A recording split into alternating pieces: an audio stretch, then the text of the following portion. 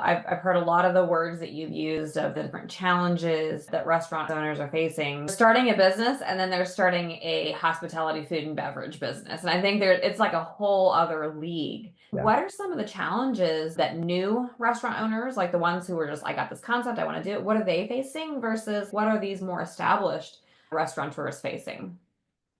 Brinn, so it's a lot when it comes to some of the items that we've heard over the years. So one, just getting started, there some of the restaurants that we've come across, they're amazing cooks, but they sometimes don't know how to run the admin side of the house. If you have the front Mhm. of the house, you have the back of the house, but not the admin side of the house. So there are some business practices that some folks are still lacking to be able to help take that stress off them to run a business efficiently or just want to be in the love of food and creating. So that is one big component of it, is being able to understand how your books work. What are your finances? What can or you cannot do? And then even going back from that standpoint, did you broker the right deal when it comes to getting the restaurant itself?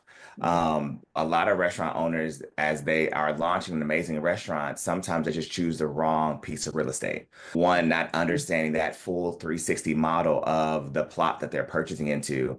And of course, as you can imagine, you want to start something amazing, but you want to get a deal, things of that nature. Some things that we try to educate our current restaurants in both sides of the house, Latin restaurant, Black restaurant, in the foundation, is before we get started and try to franchise or try to even start a restaurant, let's make sure you are getting the right location. There's a few Mhm. examples over time that we've heard that some restaurants have gotten a great deal on real estate, but there's been no traffic Right. to that area. There's a few restaurants that have shut their doors in food halls because the food hall did not do their due diligence of Mhm. bringing the people in to be able to just try the food. You also have the marketing piece as well. A lot of folks think marketing is scary. Being a marketing professional myself, marketing is fun. Being able to get them organized about how to create various campaigns to get the word out there, how to partner with different platforms such as visiting bureaus or influencers, or maybe even some type of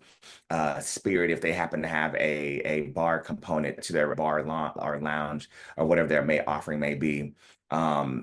That, and then also you have a staffing issue as well too. I think the pandemic opened that up for everybody, not just restaurants alike. It's what are the parameters of finding that right staff that believes in your product, that wants to stay around and being paid appropriately. And while we're here in the South, we're getting comments from restaurants on the West that are saying, hey, my staff now has to be paid at minimum $25 an hour.